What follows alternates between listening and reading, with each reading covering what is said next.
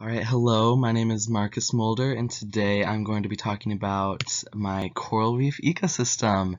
So this is kind of just like the animals I chose, and talking about how they interact with each other. So first I have these abiotic factors listed, which only are a couple. So it's oxygen, sunlight, water temperature, depth, salinity, sediment, water clarity, wave action. You can read, I know, but just listing those. And then there's other ones like aerial exposure or the substrates or the nutrients. So these are pretty important to an ecosystem, especially like the oxygen concentration, that'll affect how many animals can actually live in the environment. The water temperature, or salinity is a big one too. So these are just some of the factors that create a stable environment, or if one is off, one is unstable, it can throw off the environment and make the animals and the biology of everything not too great. So speaking of that, the biological components is kind of going to be what I'm talking about in the entire slideshow. So like all the animals, all the plants, and how they interact with each other, because that is biological oceanography. Um, so this is my food web, which yes, it's pretty messy because I couldn't find too great of pictures that like didn't have a background or anything. So first, my primary producer is seagrass, which is an autotroph, and it is very important for this. And then next is the first order consumer, which is my brain coral, which is a heterotroph because of its polyps. It's actually living and growing and eating, consuming as well. Um, then I have my intermediate predator, which is the Caribbean lobster, which is also a heterotroph. The Caribbean lobster doesn't directly eat the brain coral, but it is what I chose for the intermediate predator. So yeah, it's there. And then after that is the top predator, which is this big black-finned reef shark, which is the big baddie of the whole coral reef. Not much is above that. And then at the end here is the decomposer, which is one of the most important things. As you can see, I kind of put everything going towards it because it degrades everything. It takes all of the dead coral, the dead animals, and turns it into nutrients for everything, which that is why if you can see right here to the seagrass, it has a double arrow, because once the decomposer is done decomposing everything, it just spits those nutrients back out into the soil for it to restart this whole process.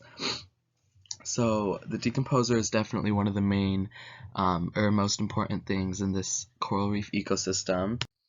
So I'm going to be talking about the seagrass, which is another really, really important piece to the food web of the coral reef, because seagrass is like the primary producer. So it's like kind of the first thing, and it provides for almost all of its inhabitants of the coral reef. So it provides food for the fish, for the bigger fish, for almost the whole line of the web, provides nutrients, it provides oxygen, so it's definitely very, very important. And it also is like a part of like the bottom-up ecosystem. So if the seagrass were to become less abundant, then it would throw off the whole food chain, because one of the most important things isn't there anymore. And also right here I said it interacts with geological and physical. Oh, I'm sorry, that's supposed to be oceanography. But it interacts with that because the seagrass filters the water column, which is a part of the physical oceanography, the waves, the currents and stuff. It filters that water. And it also prevents seabed erosion, which is a part of the geological oceanography. So seabed erosion is when the waves crash against the floor of the coral reef and erode it, and just spread the nutrients where it's not supposed to be. So this seagrass kind of helps acts as a cushion for the waves, and it helps protect the coral reef, and it protects the floor of the coral reef, which is very, very important. Helps it not wear down the rocks, and not carry away the rocks and soil as well. So next is brain coral, which is very important as well. Brain coral is definitely one of the prettiest things in the coral reef ecology, and it spreads throughout the sea floor. So it provides foundations for the sea floor. It provides again, kind of like a protection from the waves. Like right here, it says coastal erosion. It protects from that, and that's one of its benefits. Um, the brain coral is an omnivore, which is pretty interesting because it eats shrimp and it eats algae and takes in the nutrients from that. So, yeah, it's an omnivore that way. And it spreads throughout the seafloor, and it's affected by chemical oceanography, which I'll get into a little bit later, but that's kind of the idea of the coral bleaching or the coral dying because of the temperature getting too hot, or the chemical composition fluctuating, making the brain coral and other coral just die off and not be able to survive in that environment. So my intermediate consumer, which is that spiky lobster, has incredible protection. So it has that spiky outer shell to protect it from the predators, and it's nocturnal, so it'll only go out really at night to hunt for food, which keeps most of the big bad guys away, even though its biggest predators still are sharks, and sharks love lobster. It's their favorite food. But right here it says a lack of lobster equals bad chemical composition. So that's very true. If there is like a bad chemical composition in the coral reef, then lobster won't be able to survive. And if there's not many lobster in the coral reef, you can tell that like something is wrong. Either the pH, either salinity, something is making lobsters not be able to live there, and it's something to do with the chemical composition of the ocean, which that connects to that chemical oceanography again. It's kind of plays a role in everything.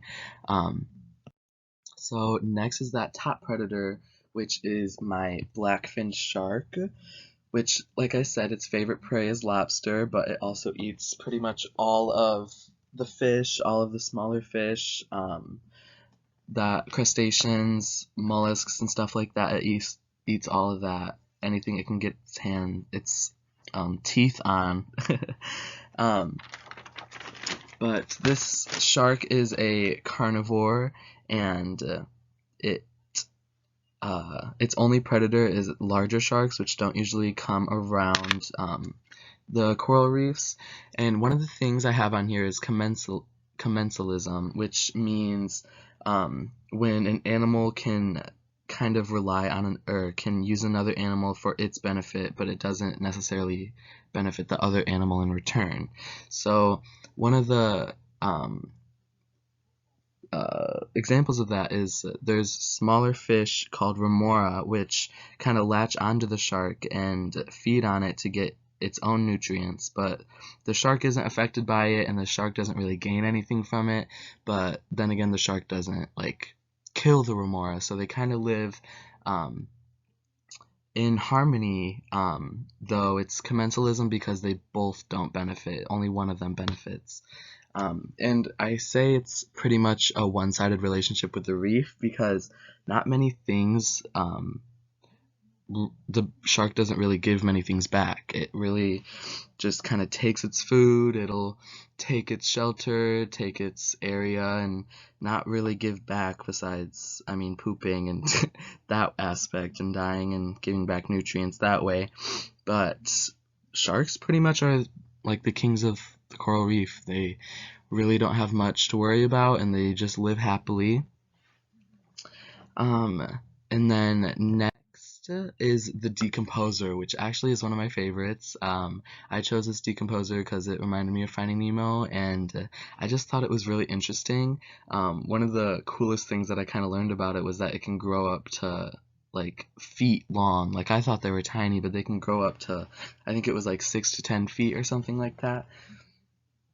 So yeah, they're incredible little creatures. Excuse me. It is this polychaete worm is one of the main decomposers of the coral reef ecosystem, and it's very, very important. because they provide food for the crustaceans, birds, fish, and they also erode dead coral, making room for new coral to grow. So that is kind of a part in like the geological aspect. So it'll erode that, basically the sea floor, because the coral is like that outer shell of the sea floor, kind of protecting the actual sediments and stuff. So this worm interacts with that aspect of geological oceanography, as well as it burrows into the soil, and as it does that, once it decomposes all of its stuff that it's decomposing, it'll like shoot that nutrients back into the soil for it to regain in the whole food chain again, starting with that seagrass, to grow more plants, to grow more life in the coral reef ecosystem, which I kind of talked about earlier.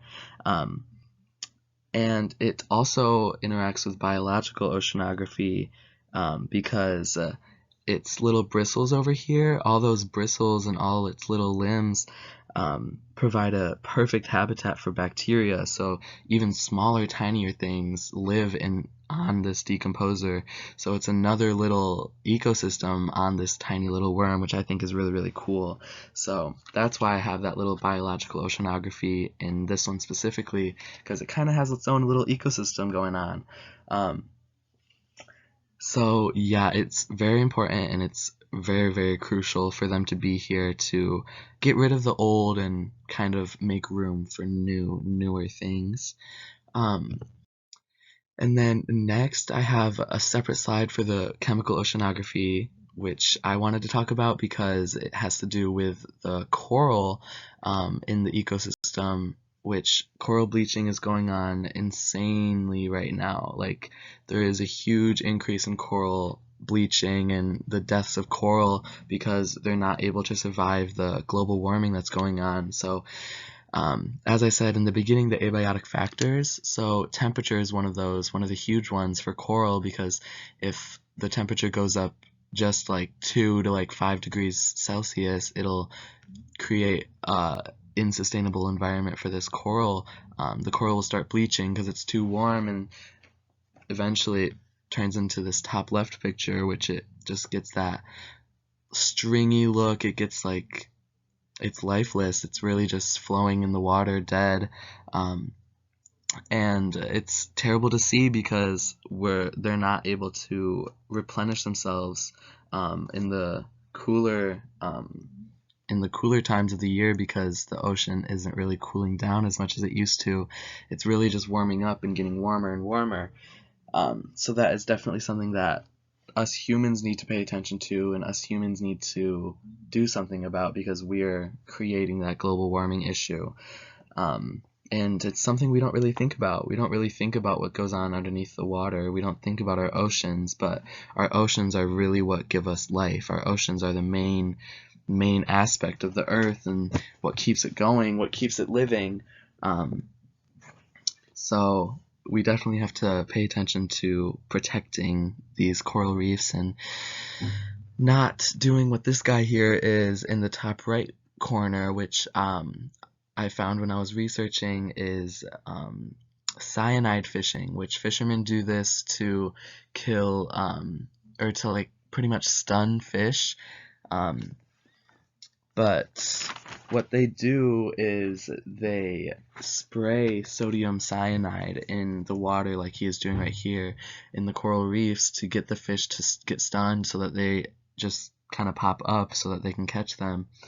And it's not only harmful to those fish, but it's harmful to the environment, and it's harmful to this coral. The salinity changes and everything is just terrible.